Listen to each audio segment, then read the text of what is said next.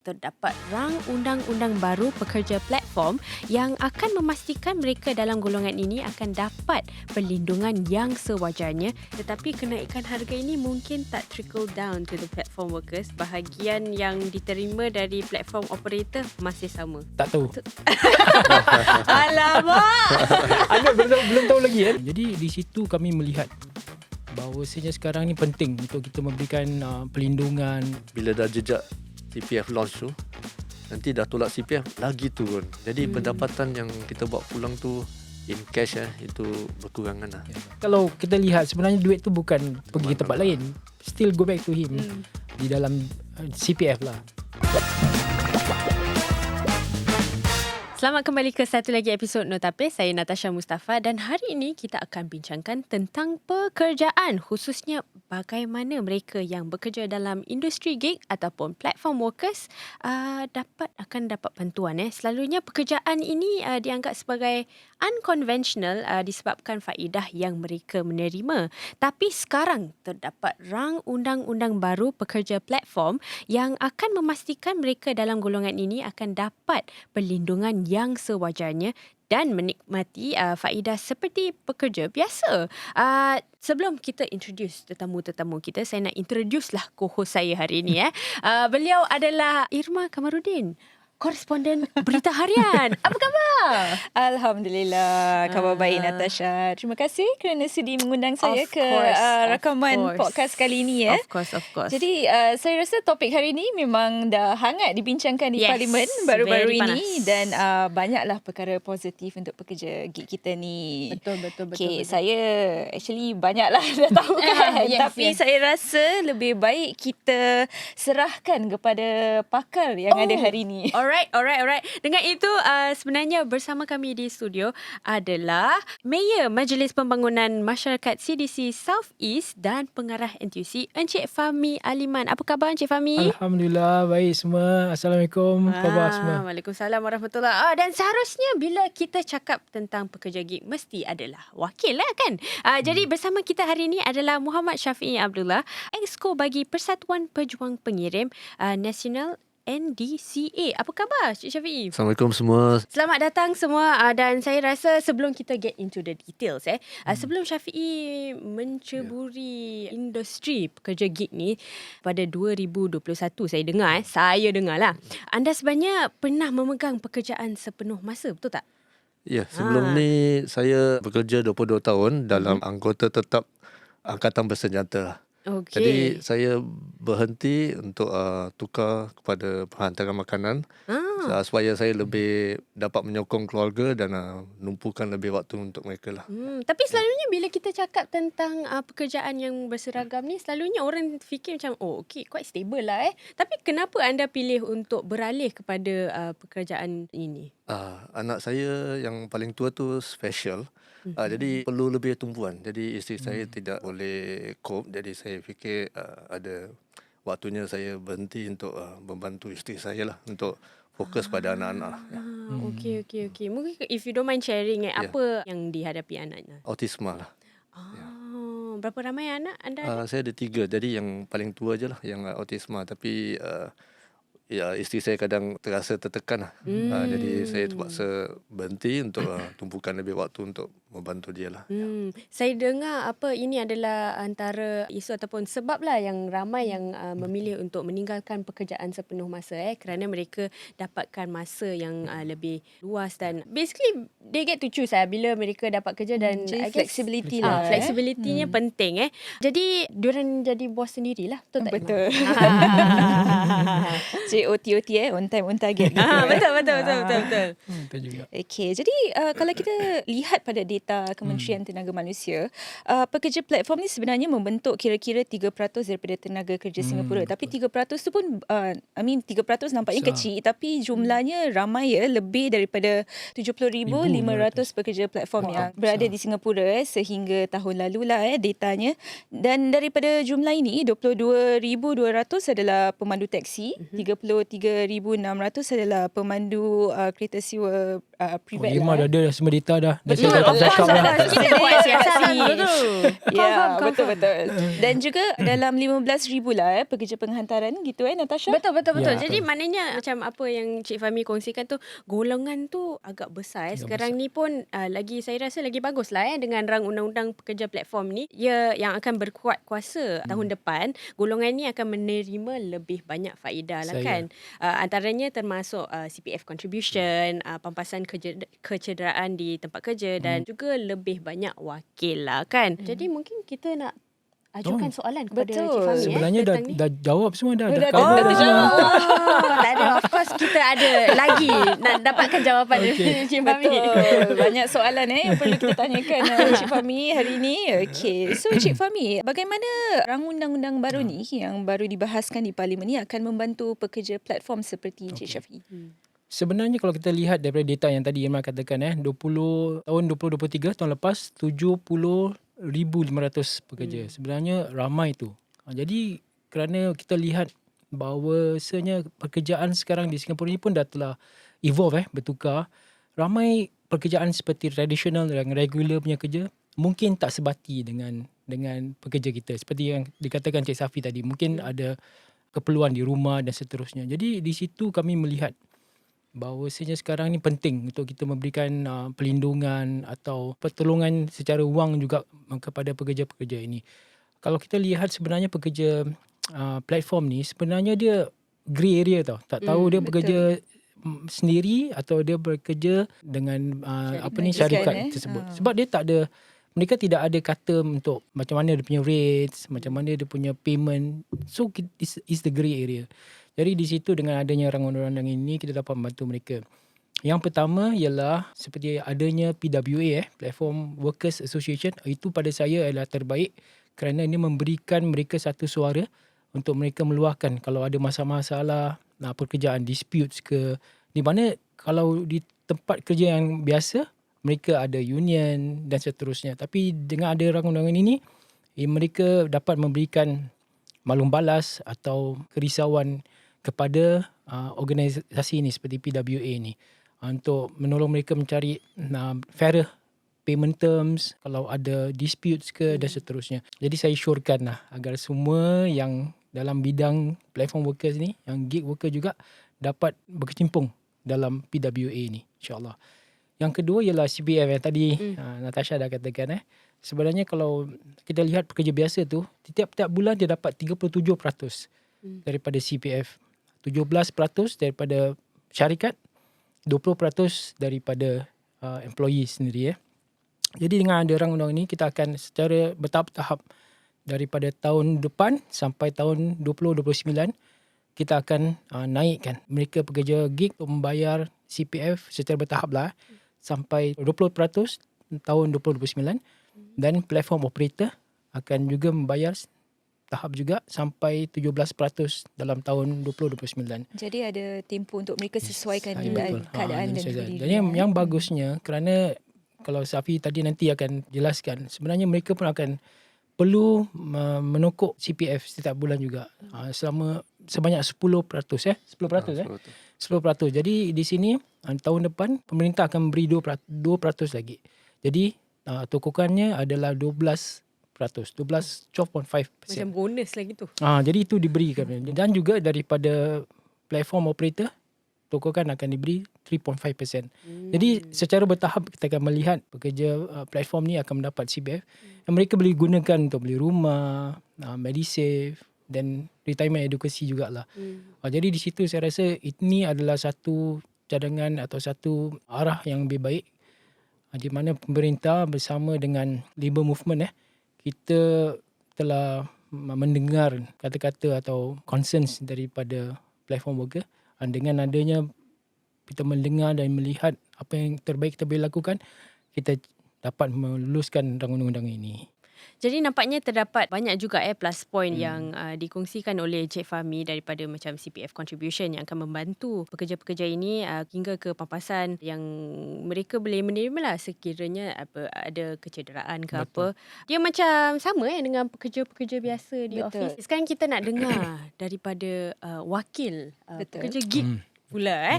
Mungkin Syafiee boleh kongsilah dengan rang undang-undang yang baru ni kan. Mungkin apa yang anda dapat meraihkanlah daripada ni? Okey, selama ini kalau awak tengok social media ya, ramai yang cuma tahu letak komplain diorang kat Facebook ke apa ya. Jadi Apa diorang komplain-komplain tu? ramai yang saya buat ni salah, tak ada orang yang tolong. Jadi macam duit saya hilang, lepas apa, customer tak bayar. Tapi Alamak. Kira tak ada orang yang protect platform tak mereka nak, lah. tak nak bayar balik. So macam-macam benda. So diorang banyak kutuk platform lah nak katakan lah. Tapi setelah ini Platform Workers Association ni, I think kita akan ada lebih suara untuk memihakkan platform worker. Pasal selama ni platform worker memang tak boleh cakap direct pada platform lah. Jadi melalui association ini, kita boleh memihakkan dan menolong platform worker yang ada isu untuk bilang pada platform lah, untuk selesaikan lah. Itu yang bagusnya lah, antara satunya. Secara peribadi tu ada macam plus point tak for you with this new undang-undang? Ada, pasal saya pernah mengalami sendiri. Tapi sebelum Platform Worker Association ni, memang saya sudah jadi member of NDCA lah, National Delivery Champion Association. Pernah saya tumpah air, tumpah sup platform nak ambil balik duit dari saya lah. Bila masa delivery tu ya, lah. tapi yang masalahnya itu cawan dia tu yang tak boleh tutup betul, atau bungkusan dia tak betul. Jadi kita tak ada pilihan. Jadi saya bersuara, association ini, NDCA tolong saya bersuara pada platform, saya dapat balik duit saya.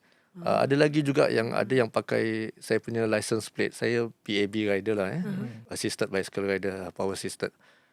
Orang pakai license plate saya 2 kali. Satu kat saya tinggal Tampines, satu kat Woodland, satu kali tempat Ang Mo Kio. Macam mana diorang pakai? Diorang ambil license plate saya tu bulat-bulat, diorang tampal kat diorang punya PAB.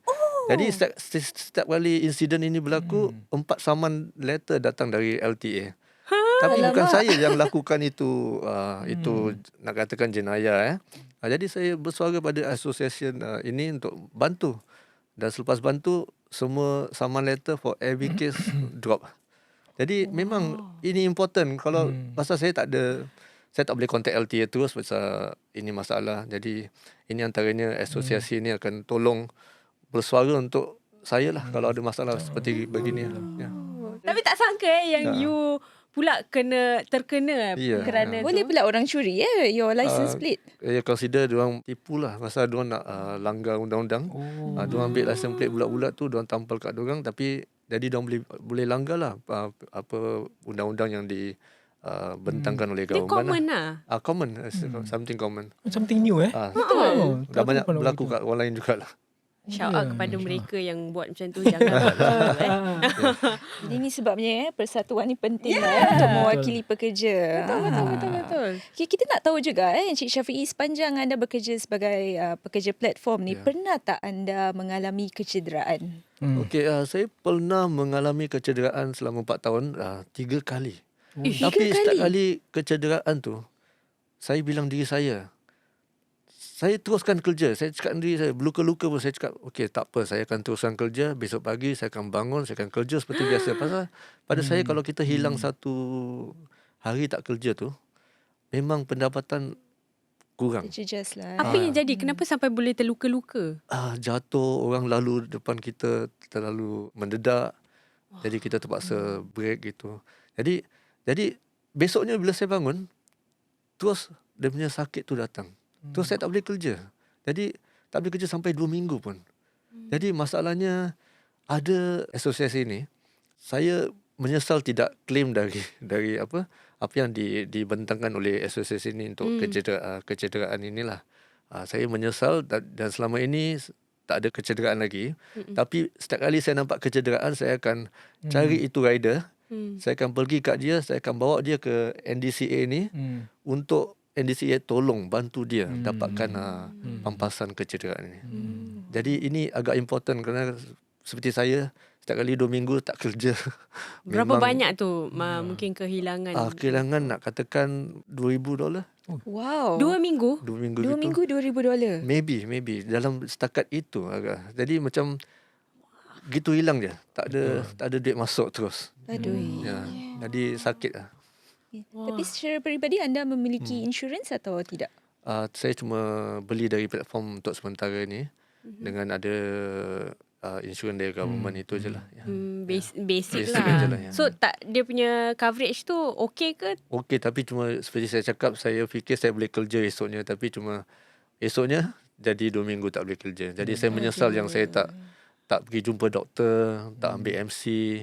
Saya fikir tu saya masih kuat, tapi Dulu kan Ami kan. dulu. Ada Jadi menyesal jiwa, lah. resilient tu mesti Jadi ada. selepas itu kejadian, saya sekali nampak accident, saya pergi tolong rider. Ya. Ya, sudah banyak yang saya bantulah untuk tolong pampasan kecederaan ni. Wah. Agak mustahak ya. Ya. Tapi sekarang dengan adanya ni, sebenarnya dengan Work Compensation Act tu, Injury Act, WICA kan. Jadi di situ kita boleh membantu isu-isu kecederaan. Sebenarnya kalau kita lihat daripada detailsnya, mereka akan dapat MC up to 14 days. Then Boleh cover pekerja tu. boleh biasa. cover, Cover, exactly. itulah. Then hospitalization leave is about sampai 16 hari. So not there is bad, a not package. bad. Not bad. So dah kira dah banyak coverage yang kita beri. Kalau kita lihat, saya pun lihat dengan penduduk saya di Geylang Serai, ada yang injured 7 hari tak kerja, kesian juga kat rumah. Anak semua pergi sekolah, kadang tak ada duit dan seterusnya. Jadi dengan adanya Work Injury Compensation Act ni, dia dapat membantu mereka seperti pekerja lain lah. Alhamdulillah. Okey. Memandangkan perbincangan ni, nampaknya saya rasa agak hangat di Notapis ni kan. Kita akan perkenalkan segmen baru sebelum kita teruskan perbincangan ni. Satu kejutan Satu kejutan. Ada surprise ya. Surprise-nya. Segmen ni adalah dengar-dengar. Okey, dalam segmen ni kita akan ketengahkan perkara yang saya dengar di bilik berita ataupun di media sosial Okey. lah. Okey. Jadi apa yang saya dengar? Okey. Dengar-dengar Encik Fahmi ni seorang individu yang fit. Ni sampai dia ada basikal di office. Ui. Oh. Kenapa Betul ke? Ada Oh my basikal God. ke? Ada. Macam mana you tahu ni? Pasal saya Intelligent. dengar-dengar. Ya, ada. Basikal tu buat apa? Dalam office je ke? Dia dalam office je. sebab dia dah kat rumah dah tak boleh, tak ada tempat nak taruh basikal. Kat rumah ada lagi 3 basikal. 1, 2, 3. Kenapa banyak sangat ni basikal? Itulah, tu zaman muda dulu. Dan lepas tu satu basikal saya taruh dekat office. Kalau macam teringin nak cycle kat office, ada chance untuk cycle juga. Tapi yang sebenarnya sejak dia dah berapa kali dah tak cycle, dah berapa lama juga tak cycle. So selalunya cycle di kawasan Geylang Serai ke macam mana? Kan saya akan terus ke East Coast. Dan lepas tu kembali. cycle dan balik. Wow. Okey. Tu nak hilangkan stres lah tu. Oh, hilangkan boleh. stres. Okey. Apa kegiatan yang aktif lah. Bagus lah Okay, InsyaAllah. Okey. Selain tu, apa yang saya dengar dengar ni. Safi pula. Dia tak. Oh, sabar. Belum ke, Syafi? Betul. Dengar-dengar ni, Encik Fahmi ni seorang golfer yang Oh, mantap berapa banyak kali ni main golf sampai bagus sangat macam. Tak. Itu semua ni, apa tu panggil? Rumors. Oh, rumors. Rumors tak. Saya masih beginner lagi. So, out of 10, rating dia macam mana? Maybe 5. Oh, Selalunya 5? golfer cakap gitu. Golfer cakap tak boleh cakap kita best. Kita mesti humble. Kita cakap Humble Adakah ini humble brag? Dalam golfer punya language ini boya dia panggil. Jadi kita tak cakap kita bagus. Kita okey lah. Tapi in general saya rasa Cik Fahmi ni agak aktif. Hari tu saya ada nampak video juga dia join High Rocks. Oh ya. Nampak juga Of course. Itu. Kita punya dengar-dengar very strong. Dengar-dengar kita pergi korek-korek rahsia. Dengar rahsia dan Itu, sebagainya. bila buat High Rocks tu alamak. Dah nampak bintang dah. Oh really? So tahun depan kalau ada High Rocks lagi, InsyaAllah buat lagi. Kita Oh. seperti Safi kata, tak give up. Kita push on. Wow. InsyaAllah. Betul Safi Dulu saya kenal dia, badan dia besar sikit. Tapi lama-lama saya tengok langsing. Saya pun tak tahu kenapa. Apa rahsia dia. Dengan itu dengar-dengar. Dulu Syafiee dan Cik Fahmi ada sejarah Betul. Mungkin boleh kongsi sikit tentang sejarah itu. Apa sejarah tu? Sejarah? Boleh. Silakan.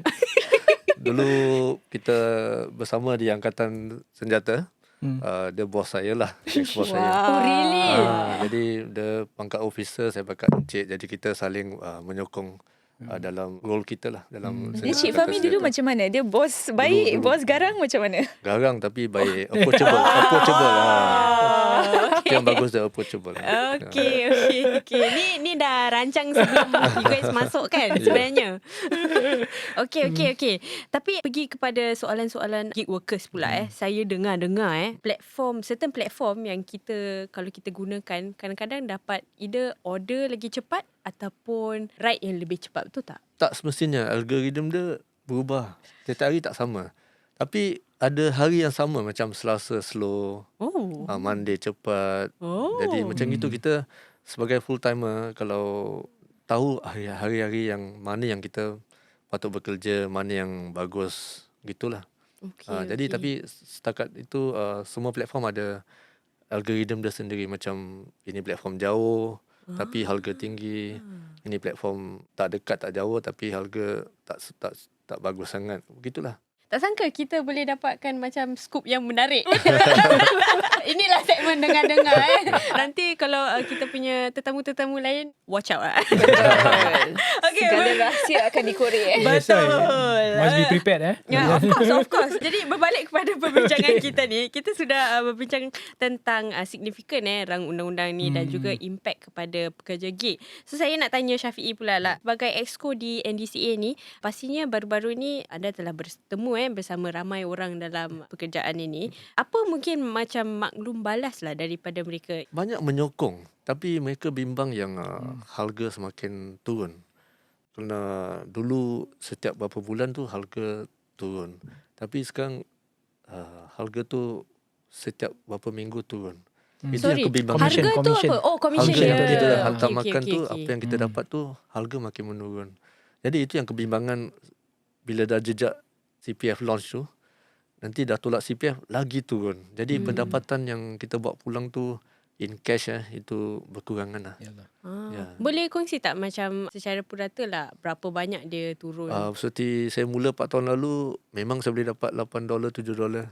Lepas Per tu ride? per ride lah. Tapi berapa bulan, 6 bulan gitu, $6 lebih. Lepas tu 6 bulan $5 lebih. So sekarang $4 lebih. Sekarang ada lagi sampai $3 lebih turunnya.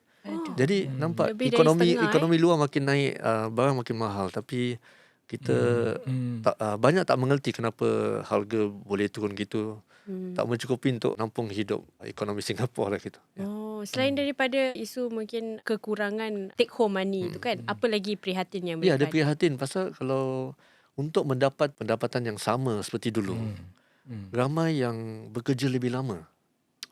Sampai berjam-jam tak balik untuk hit target yang sama. Jadi itu kebimbangan kerana lebih banyak accident yang boleh jadi pada platform worker kita. pasal penat dan Penat, sebagainya. lelah tapi kerana harus nampung kehidupan, harus lebih waktu di luar sana. Terutama pada rider atau PAB atau motosikal yang di jalan raya. Itu lagi bahaya buat mereka lah. Ya. Ada tak yang mungkin maklum balas yang positif sikit lah daripada mereka?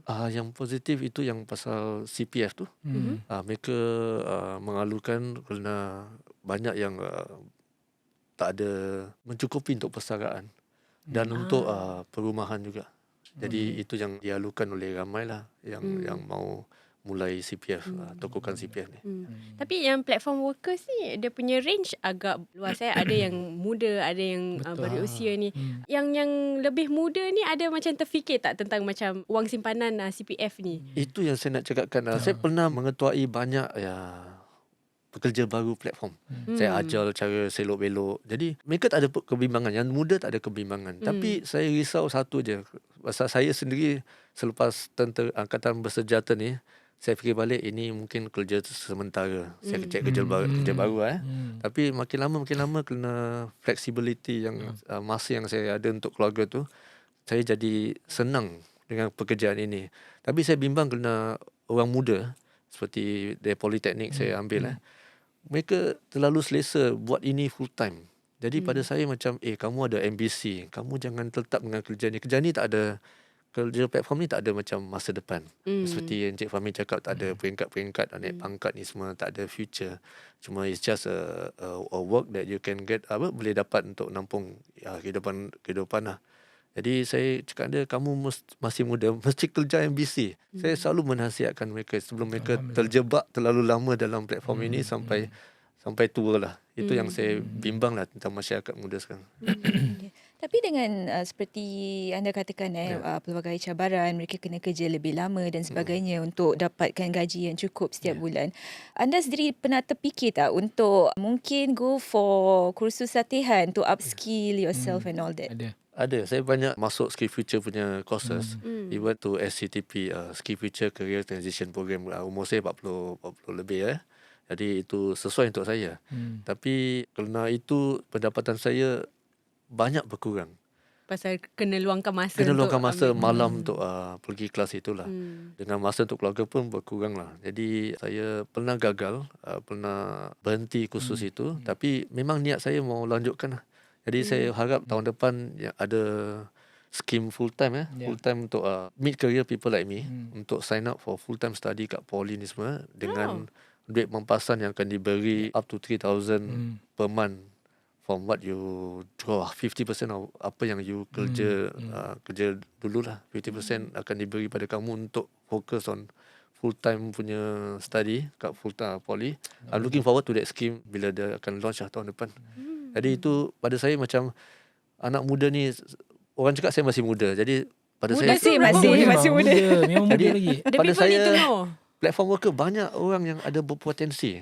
Banyak masih berpotensi untuk menerokai masa depan yang lebih baik lah. Sebenarnya Safi dia humble sikit. Sebenarnya dia ambil course untuk jadi cyber security dalam bidang cyber security. Wow. Jadi insyaAllah kalau Kenapa pilih bidang tu? Kerana satunya saya amat tahu pentingnya security Yep. dalam segi jaga Digital. building ke, jaga apa ke, atau jaga internet ni semua. Saya masih percaya yang itu kekuatan saya.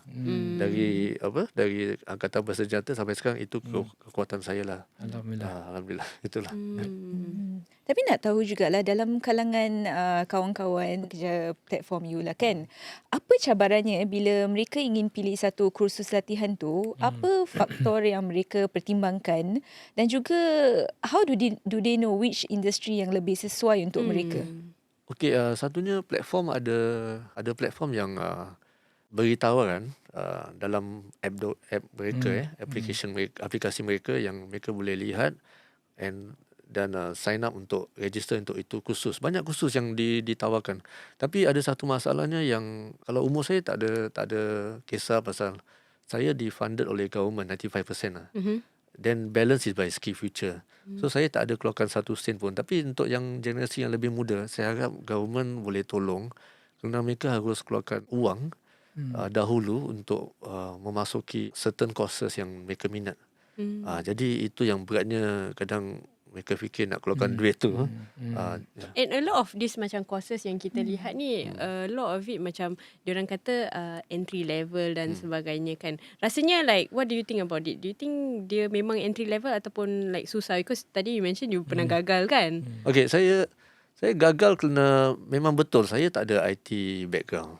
Tak ada background IT. Jadi bila saya masuk tu, setengah kelas kita memang tak ada IT background. Bila saya tanya akademi tu, katanya ini memang entry level lah. Jadi bila saya masuk tu, every module kita pass. Tapi bila kita pass tu, bukan pass kerana kita punya knowledge. Kita pass kerana kita pakai Jamara, kita pakai Copilot. Copilot? Ya, Copilot tu siapa? AI. We using AI. Oh, AI. AI for answers. Okay. Jadi macam pada saya macam kita tipu diri sendiri. Saya tak ada pengalaman. Saya tak boleh catch up pasal profesor yang ajar tu. Saya dah bilang dia yang kita cuma masuk ni entry level. Tapi dia tak nak turunkan kepada tahap entry level. Dia ajar tu professional level. Jadi macam pada saya kita ketinggalan. Banyak setengah kelas tu ketinggalan. Jadi pada saya macam kita tipu diri sendiri tu. Saya datang sini nak belajar. Tapi awak tak nak belajar yang ajar yang betul. Jadi saya cakap saya tak nak tipu diri saya. Saya nak berhenti. Saya nak patah balik pada modul 1. Belajar dulu sendiri. Dan bila saya dah sedia dan saya masuk balik ini bidang. Jadi saya harap government boleh tengok pada macam mana kursus-kursus yang sesuai untuk entry level atau bekerjasama dengan akademi. Jangan buat susah untuk orang yang masuk entry level tapi enak banyak ketinggalan. Sebenarnya kita mendengar banyak maklum balas demikian. Jadi mungkin dari segi itu kita adakan career coach di mana mereka akan dapat berbincang sedikit lah bagaimana untuk menceburi dalam bidang apa, dalam level apa dan seterusnya. Jadi tak macam terus mendadak kan, terus masuk, terus takut kan. Kerana mungkin ada yang sungguh berminat untuk menukar kepada sektor yang lain. Kita akan sediakan insya-Allah kos yang lebih baik lah untuk semua dapat terus belajar dengan bertahap-bertahap, tapi mungkin jangka panjang yang masa yang lebih lama lah. Tapi adakah ia juga satu soalan managing expectations? Because secara lumrahnya jika anda mahu pergi ke sektor yang berlainan dan sebagainya, anda menjangkakan gaji yang lebih tinggi. Jadi adakah itu mungkin sebab mereka masuk ataupun menyertai apa saja kursus yang mereka rasa ni confirm gaji besar kalau aku dapat kerja ni. Sebenarnya kalau ada yang berminat macam dia punya niat macam gitu kan, tetapi sebenarnya perjalanan tu agak jauh, agak susah sikit. Tapi tak semua yang gagal. Kalau saya dapat ceritakan sedikit, ada yang daripada construction. Saya pernah jumpa yang daripada construction, dia ambil course yang dengan L-Hub dan seterusnya, dan terus pas dapat cyber security punya sijil. Jadi ada different people have a different needs and different learning kan. So jadi di situ kalau boleh saya wawarkan dapat berjumpa dengan career coach atau berbual dengan siapa yang mungkin dalam bidang ni untuk memahami. Mungkin cyber security pun ada different level juga. Jadi kita pelan-pelan lah, kita ceburi step by step, insya-Allah boleh. Sebenarnya kalau dalam digital bukan cyber security aja, banyak lagi data analytics, infrastructure dan seterusnya.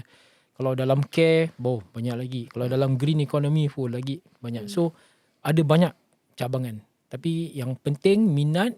Yang kedua penting don't give up. Macam Safi. Safi continue to next year make course. InsyaAllah. One day insyaAllah dia jadi cyber security expert. Berapa lama kos tu? InsyaAllah.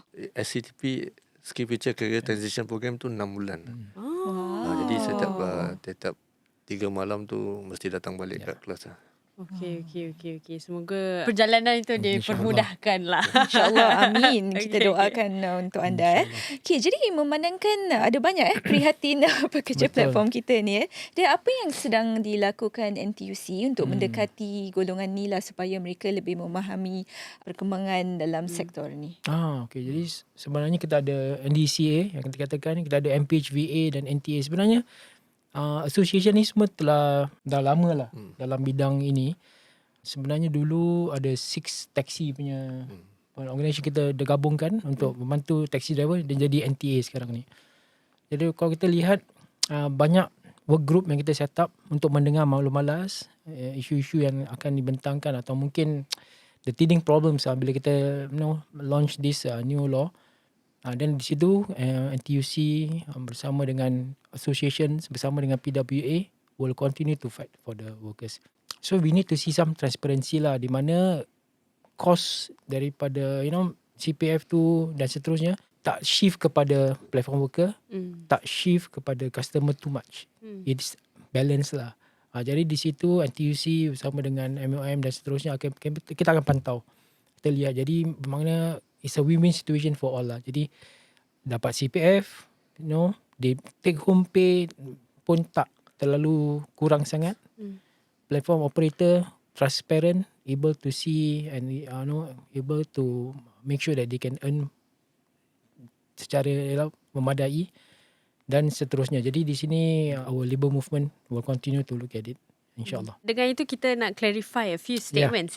Benar atau tidak? Benar atau tidak. Statement pertama, bila undang-undang ini dilaksanakan, platform operators akan naikkan harga untuk pengguna, tetapi kenaikan harga ini mungkin tak trickle down to the platform workers. Bahagian yang diterima dari platform operator masih sama. Tak tahu. Alamak. Anda belum tahu lagi kan? Okey, statement kedua, bila dah ada CPF sekarang mesti bawa balik dia kurang. Technically yes lah. Technically yes. Tapi kalau kita lihat sebenarnya duit tu bukan pergi ke tempat lain, still go back to him di dalam CPF lah. So bawa balik kurang tapi duit tu still them. We still with them. Okay. Statement ketiga. Kalau dah ada protection, CPF, insurans, semua dah tak perlu cari kerja lain lah. Kerana dah macam pekerjaan macam biasa. Betul? Dah kan? Benar atau tidak? Jeng. Mungkin tidak. Saya harap ni sementara je. Seperti Safi katakan, kalau macam Warga muda. muda-muda ni, saya lihat kalau boleh lah find another job which is more stable, dapat 37% of your CPF contribution, because your runway kira masih jauh lagi. Jadi saya memang kalau boleh lah nasihatkan untuk kerja sementara boleh, jangka panjang kena fikir dengan lebih mendalam lagi. Harus berfikirlah tentang masa depan tu, amat-amat penting. Dan semestinya dalam episod Notapis mestilah ada soalan yang notapis sikit kan. Untuk Syafiee kan, anda telah bekerja sebagai seorang pekerja penghantaran selama lebih daripada 4 tahun. Sebelum ni kita ada dengar tentang pekerja penghantaran ni, diorang meraihkan pendapatan sebanyak 6,000, 9,000 sebulan. Macam wow, besarnya. Jadi soalan Notapis pertama adalah, you pernah tak dapat jumlah ini? Dan notapis kedua adalah, adakah pendapatan seperti ini antara faktor utama yang buat ramai orang selesa kerja gig ni? Saya pernah dapat itu, pendapatan begitu. Tapi jangan lupa. Itu itu apa? Tapi jangan lupa, waktu dulu tu saya berkecimpung dalam ini bidang.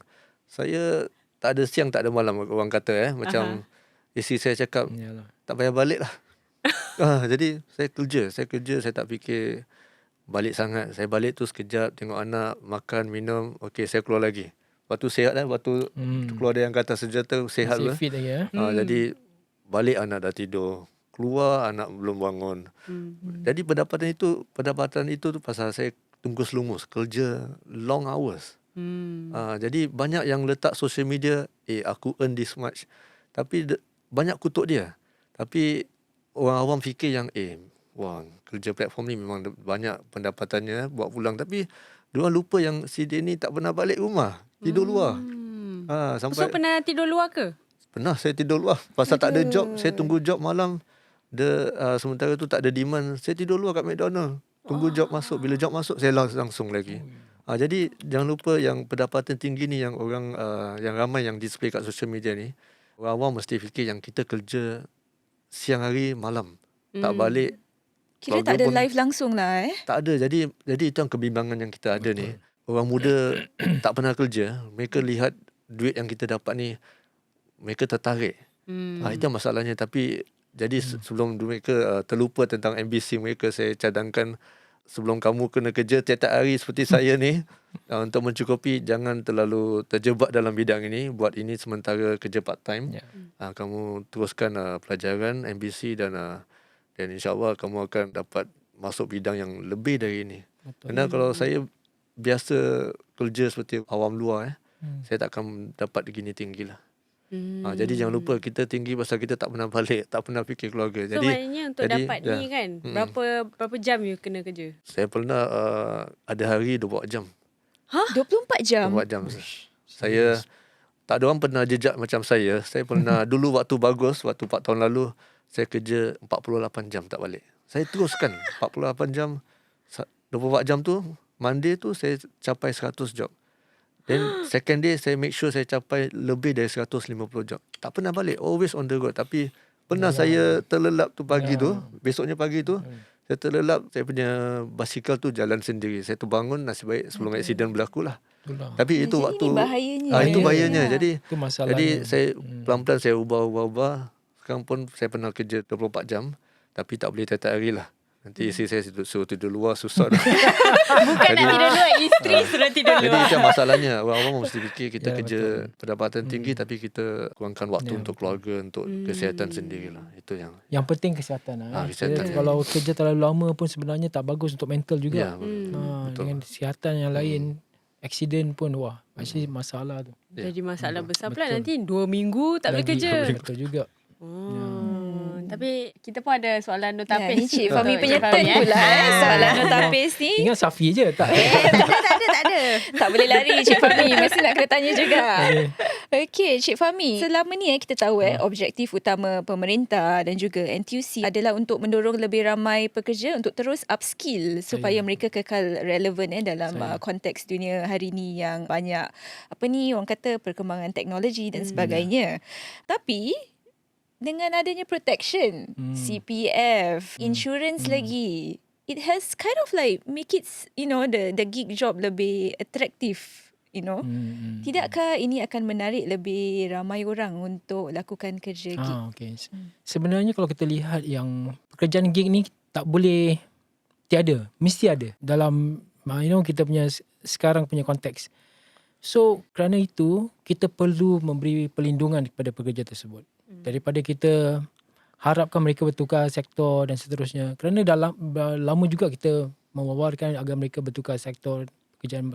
Tapi ramai pekerja gig atau platform worker, mereka ada masalah sendiri. Mereka perlukan masa, flexibility. Dan itu tak boleh dipisahkan.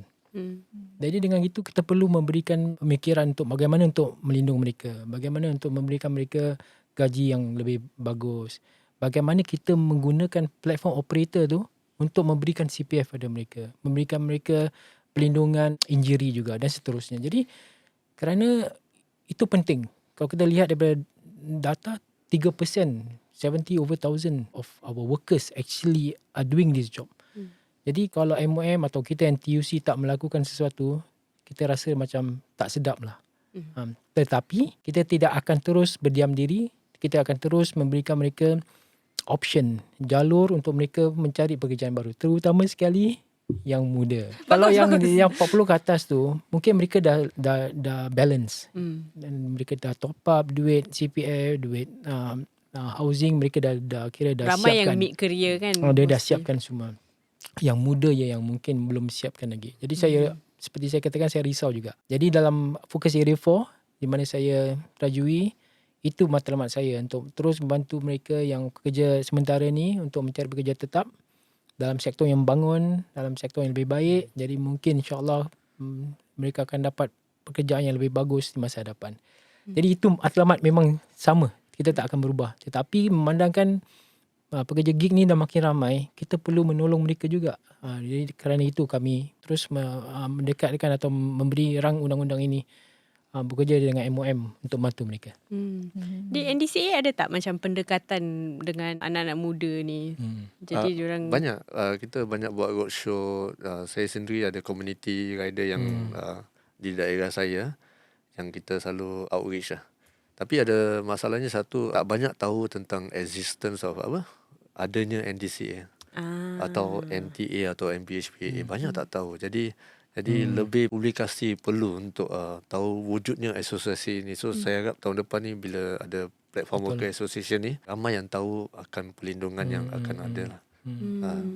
Okay. Mungkin sebelum kita tutup podcast ini, mungkin ada kata-kata terakhir lah kepada mereka yang dalam golongan platform workers ni untuk celebrate this peluang untuk meraihkan all the good things from this undang-undang. Betul. Pada saya, jangan anggap the new platform worker association ni atau the platform bill sebagai halangan atau cabaran, tapi anggap ni sebagai era baru yang boleh bantu sementara siapa yang kerja di platform worker ni.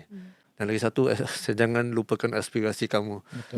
Terus mengejar impian, jangan terlalu lama terjebak dalam ini untuk belia muda semua lah. Itu antara saya punya nasihat lah. Untuk Cik Fahmi? Pada saya ni adalah satu langkah yang lebih bagus sekali untuk platform workers kita. Take full advantage of it. Yang siapa 30 ke atas mesti opt-in. Right? 30 ke bawah automatic kan.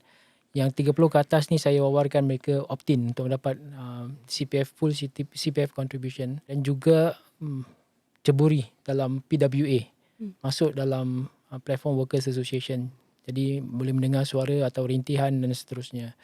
Dan yang ketiga ialah saya harapkan dengan ada bantuan ni memberikan mereka lebih banyak masa atau option untuk berfikir masa depan tu macam mana, dan mungkin menggunakan segala pertolongan daripada pemerintah untuk terus bertukar sektor dan bekerja dengan pekerjaan yang lebih tetap.